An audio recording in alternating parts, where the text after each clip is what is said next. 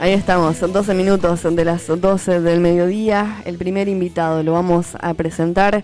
Se trata de un licenciado en filosofía, docente, presentador de televisión, quien desarrolla una labor divulgativa de la filosofía, por lo que ha sido premiado, por supuesto, por la Fundación Conex en 2017, y con su programa Mentira la Verdad fue nominado a los premios Emmy. Yo le voy a pedir a él que pronuncie su apellido porque no me animo a decirlo mal al aire. Darío, ¿cómo estás? Buenos días. ¿Qué tal? ¿Cómo andan? ¿Cómo lo digo? Stan River. De nuevo. Bueno, no es lo importante. No importa, es Darío. ¿Cómo estás? Buenos días. Bien, gracias, buen día. Bueno, Darío, ¿por qué debería presentarte como docente antes que como filósofo? Y porque me parece que lo que venimos haciendo con la divulgación de la filosofía es tratar de que llegue este tema, este conocimiento, durante tanto tiempo tan como enclaustrado o separado, aislado por ahí en general del que no es del palo, digamos, del que no maneja ese discurso. Entonces la posibilidad de que llegue el lenguaje filosófico tiene que ver también con la docencia, y creo que la filosofía básicamente es un acontecimiento docente, porque lo que busca es el cuestionamiento permanente de aquel que toma las preguntas de la filosofía para pensarse mejor a sí mismo. O sea, hay un punto donde hacer filosofía es hacer docencia, no es simplemente un contenido tipo una materia más, sino que la actividad docente para mí supone el ejercicio filosófico de inspirar a que el otro, el estudiante, el alumno, se cuestione a sí mismo. Te ha sido mucho más fácil acercar la filosofía a través de la docencia, me imagino, Darío. Y es que no creo que haya otro camino. Lo que me parece es que hay muchos que como que se olvidan de eso y hacen de la filosofía algo como de una hipererudición técnica, que de algún modo la sustraen a su democratización, a la posibilidad de que cualquiera se apropie de ella para pensarse, ¿no? Entonces, me parece que ahí no hay otra manera de hacer filosofía, y si la hay, termina siendo algo así ensimismado, y sin capacidad de impacto público. ¿Te cansa un poquito, Darío, que te pregunten sistemáticamente por el sentido de la vida, cual si fueras un gurú, vamos a ponerle? No, me cansa que me pregunten por el apellido. También. Sí, eso es número uno. Anótame ahí. Vos fuiste la última de la escala. De la escala, claro que sí, no podíamos estar ajenos. Yo sé que es insoportable el apellido, pero bueno, ya es como irse por un lugar que no es por ahí, me parece, ¿no? Que no me llaman por el apellido, sino por lo que hago. Claro, ¿no? Que sí. No me preocupa, me parece que obviamente si alguien viene a la filosofía a buscar gurúes, se va a encontrar con nada, ¿no? Porque no es todo lo contrario. Si algo hace la filosofía es, en todo caso, reconstruir la idea de que hay un sentido de la vida. Es al revés. Ese sentido de la vida que se nos ha hecho creer que es lo importante y lo que hay que buscar, y que es lo que nos realiza, se transformó en una idealización muy frustrante, porque es como que uno siente que pasa toda la vida sin encontrarlo y le falta algo. La idea de carencia es una idea muy afín muchas veces, lamentablemente, a las formas de sujeción que se construyen para oprimir al ser humano, ¿no? Porque la angustia que provoca el sentir entonces que ese sentido es imposible de ser alcanzado, después es manipulada o aprovechada, digamos, por los distintos estratos de poder. Entonces, no es un lugar el de la filosofía que pueda dar respuestas. En eso difiere de la autoayuda o hasta del conocimiento técnico o hasta científico, porque es más una invitación a la incertidumbre. Hacer filosofía es justamente pelearse contra ese sentido común que nos ha hecho creer que hay un sentido y que lo podemos alcanzar. Fantástica definición. ¿A qué atribuís vos en lo personal, Darío, esta suerte de boom que atraviesa por allí, por llamarlo de algún modo, ¿no?, la filosofía por estos días dentro de la actividad pública, en los medios, en las empresas? Sí, es como vos decís, hay un boom, hay una moda, filosofía, hay distintos factores, también hay que entender que no es algo nuevo, o sea, en diferentes momentos de la historia la filosofía ha tenido como así como su sumum, ¿viste? Su momento así de moda, de brillo. Por ejemplo, en los años 60 pasaba algo parecido, con las diferencias de época, ¿no? Pero en toda la revuelta de los 60 la filosofía tenía a muchos de sus pensadores, no sé, en los movimientos políticos, revolucionarios, o también, digamos, haciendo divulgación.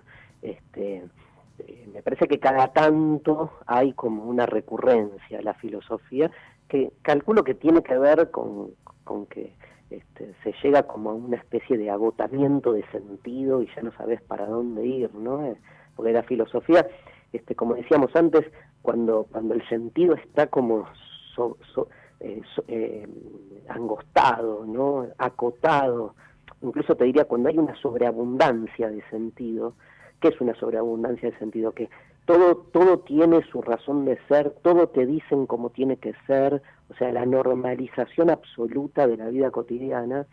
Ahí es donde la filosofía aparece como un aire, como un agujero en el muro, ¿no? Como una fisura para que entre un poco de lo otro, ¿no? La filosofía siempre lo que hace es resquebraja, y resquebraja cuando todo aparece demasiado macizo.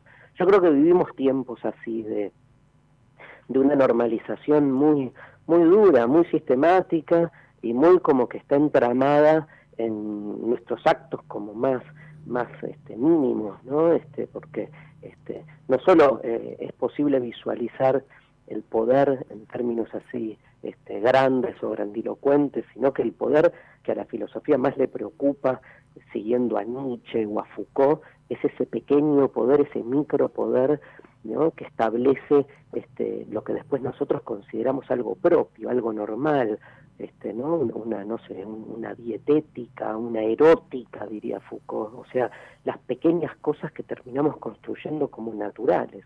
Y ahí la filosofía te da un aire como para salirse.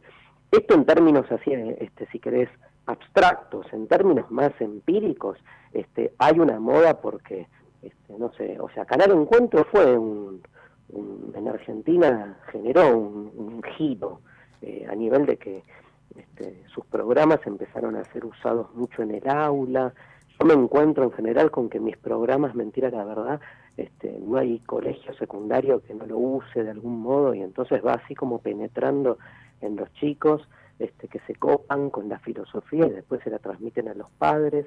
Me parece que la serie Merlí también generó así como una especie de inclusión masiva, haciendo que la filosofía de algún modo ya no sea algo extraño, sino que todo el mundo, más allá de si lee o no, sepa de qué se trata y se cope con un poco el lenguaje, con la onda. Todo eso debe haber ayudado a que hoy esté de moda. Marcelo Descalzo te quiere saludar y te va a hacer una pregunta. Darío, ¿cómo andás, Marcelo? Hola, Marcelo. ¿Cómo va eso? Darío, hablabas de tiempos duros recién y yo quería ver si se podían hilar dos frases que yo te voy a comentar. Una es de Sartre: cada hombre es lo que hace con lo que hicieron de él, ¿sí? Y la otra que yo te quería nombrar, hablando de tiempos duros, es: prefiero a los delincuentes amontonados y no liberados. ¿Cómo tomamos con filosofía? La dijo Cristian Ritondo, el ministro de Seguridad de la provincia. ¿Cómo podemos hacer para tomar con filosofía esa última frase? No sé, a ver, son dos frases, habría que pensarlas y ver de qué manera o por qué las elegís vos, ¿no? ¿Cuál es por qué las seleccionás? ¿Por qué pones a Sartre al lado de Ritondo? ¿Por qué elijo cada hombre es lo que hace con lo que hicieron de él? ¿Qué te hace? Y me hace pensar sobre aquellos que están privados de la libertad, que justamente no merecen estar amontonados.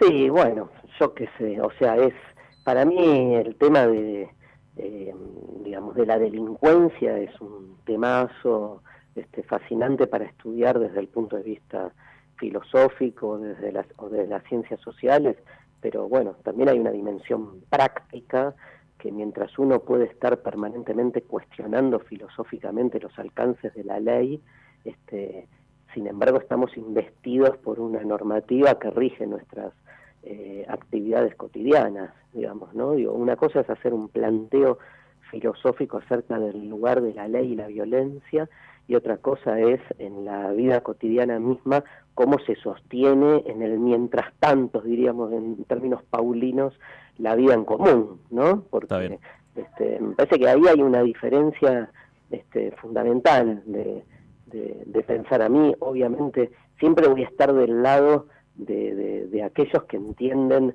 digamos, a lo Foucault, a nuestra sociedad en general como una estructura carcelaria, y me parece que es re fundamental entender desde ese lugar cómo se van construyendo nuestras represiones y nuestras normalizaciones. Ahora, al mismo tiempo, digamos, y mientras tanto, hay que tener una decisión política, institucional acerca de cómo funcionan las cárceles argentinas. Entonces, Foucault te puede ayudar ahí a repensar en términos teóricos y ver qué tipo de transformaciones empezar a generar, pero mientras, digamos, hay que dar una respuesta concreta, ¿no?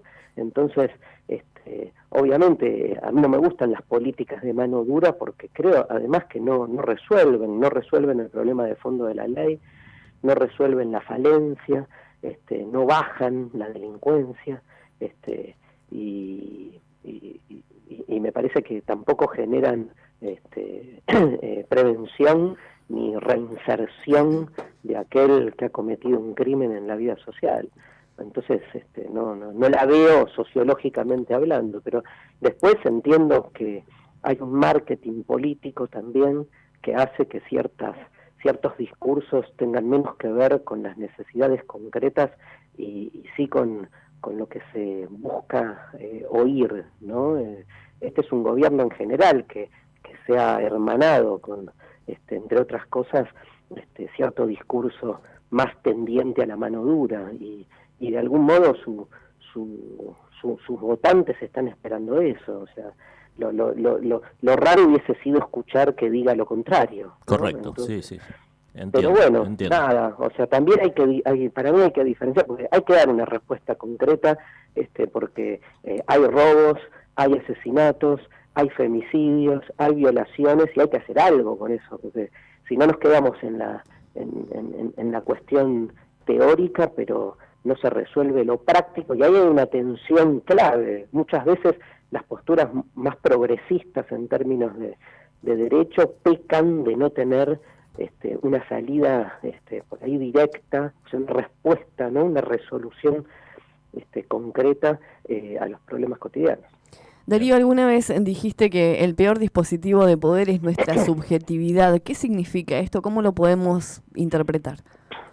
Lo que pasa que la palabra subjetividad en filosofía tiene que ver, para traducirla, con aquello que creemos que somos, ¿no? O sea, con nosotros en tanto sujetos, en tanto creemos que estamos siendo dueños de nosotros mismos. Y me parece que algunos de los pensadores que a mí me gusta leer, estos que nombré, Nietzsche, Foucault, Derrida mismo, insisten en que en realidad esa subjetividad, o sea, ese ser dueño de nosotros mismos no es tan así, sino que en realidad el creernos dueños de nosotros mismos es el efecto más eficaz de un poder que lo que busca es, a través de esa conciencia que uno tiene de su propio digamos, de su propio dominio, seguir en algún punto sometiéndonos, ¿no? Digo, el sometimiento, nosotros estamos acostumbrados a pensar el poder y el dominio en términos de un poder externo a nosotros, que lo que hace es construir una sociedad en la que uno necesariamente tiene que responder a sus mandatos. Lo que lo que la filosofía hoy también se cuestiona es si ese poder, en vez de algo exterior, no es algo que interiorizamos. Entonces, esa idea de Foucault del poder como normalización nos coloca en ese otro lado. De repente, es mucho más efectivo un poder que ha logrado que todos nosotros, mientras ejercemos nuestras prácticas, lo estemos reproduciendo sin darnos cuenta, como yo contestando de este modo, o ustedes en un medio de comunicación, digamos, estableciendo de algún modo un tipo de diálogo conmigo, donde, no sé, postulan este tema y no otro, y de repente se va la tanda, y en la tanda aparecen seguramente publicidades de productos que en el fondo también, digamos, pueden ser cuestionados en pos de lo que generan como venta, como marketing, como usufructo. Todo está, ¿no? Esta es la cagada de la filosofía, que vos abrís como la canilla y terminás dudando hasta de tus propias acciones más íntimas, ¿no? Pero bueno, yo creo que tenemos esa posibilidad, hay que darle lugar, y que el principal, digamos, escollo en cualquier tipo de emancipación es pelearse contra uno mismo y contra lo que uno cree que es incuestionable, que es su propia subjetividad. Bueno, y hablando de cuestionamientos, Darío, si yo te pregunto, ¿marihuana recreativa libre sí o no? ¿Vos qué me podés decir? No, o sea, yo le escapo siempre a ese tipo de lecturas binarias, ¿no? O sea, me es imposible aceptar en general, digo, más allá de la pregunta, que las cosas sean así desplegadas en términos tan duales, ¿no? Me imagino que todo aquel que dirá que no tendrá algún argumento, y que esos argumentos, en la medida en que dialoguen con otros argumentos, pueden ir transformándose a sí mismos, digamos, y del mismo modo los que estamos a favor de la despenalización de la marihuana, lo que no sirve es encerrarse en posturas dogmáticas, ¿no? Es lo mismo que nos pasó con el aborto. Cuanto más se construyen binarios, más perdemos todos, los que están de un lado o de otro, porque hoy la ley está de tu lado, mañana está del otro, pero lo que se hace es encerrarse en posturas así como sólidas, cuando en realidad hay que ver todos los que están en contra del consumo de marihuana recreativa. Cuando empezás a escuchar, ¿no? Sus argumentos y los empezás a cruzar con otros y empezás a dialogar en buen tono, aunque duela, aunque perturbe, ¿no? Digo, ¿por qué no a la marihuana y sí a la farmacología legal en general o cosas por el estilo? Empieza como a por suerte, resquebrajarse esa solidez. Por eso para mí es fundamental, sobre todo desde los medios, que son los que más fustigan los términos binarios, están todo el tiempo diciendo marihuana sí o no, aborto a favor o en contra, ¿no? Esa especie de grieta permanente que lo único que hace es darle de comer a los que quedan de los dos lados, ¿no? Todos los que tienen más una vocación de cuestionamiento y aparte de apertura a lo otro, quedan afuera, ¿no? Porque quedan como tibios, o quedan como que no toman partido, o como que hay cosas que hay que decidir de manera urgente, y me parece que ahí, esa es la batalla que vamos perdiendo en general. Muy bien, bueno, Darío, la última, porque sabemos que estás cortísimo de tiempo, te vamos a tener muy prontito aquí en nuestra ciudad con esta filosofía y rock, salir de la caverna, filosofía y rock. ¿Qué expectativas tenés? ¿Cómo te recibe el público de Bahía Blanca cada vez que nos visitas? No, hermoso. Estoy con muchas ganas. Me escribe mucha gente a las redes, porque este show nunca lo llevamos para allá. Sí fuimos con la otra obra, Desencajado, ya un par de veces, y después yo fui alguna que otra vez también a dar charlas. Pero bueno, este es un show que se relaciona con todo lo que hablamos en esta entrevista, porque la alegoría de la caverna de Platón, que es la que trabajamos en el show, busca justamente evidenciar eso, cuáles son los dispositivos de poder que operan hoy, porque nosotros hacemos esa actualización, en la construcción de nuestras cadenas cotidianas, ¿no? Y es muy lindo porque uno va como medio perturbándose, visualizando todas esas restricciones y cómo está de algún modo sumergido a una realidad normalizada que uno no puede ver, y el rock con una banda en vivo va haciendo temas clásicos de Los Redondos, de Spinetta, de Divididos, de Fito Páez, Charly, mientras va haciendo todos esos temas, lo que hace es como sensibilizar, ¿no? O sea, conmover, poner un poco el cuerpo, que es lo que le pasa, lo que le falta a veces a la filosofía, que es muy mental y le falta, ¿no? La cosa como más cárnica, más del cuerpo. Y bueno, y el rock es eso, es pasión pura, así que se da ahí un vínculo que para nosotros ayuda a que toda esta reflexión llegue de un modo más fuerte. Bueno, serás más que bienvenido aquí en nuestra ciudad, como pasa cada vez que nos visitas. Sí, es en el Gran Plaza el sábado 29 de septiembre, así es. Bueno, muchísimas gracias, Darío, un placer el diálogo. Te agradezco a vos y a Marcelo. Un abrazo, Gracias, buen un fin de abrazo. semana. Chau.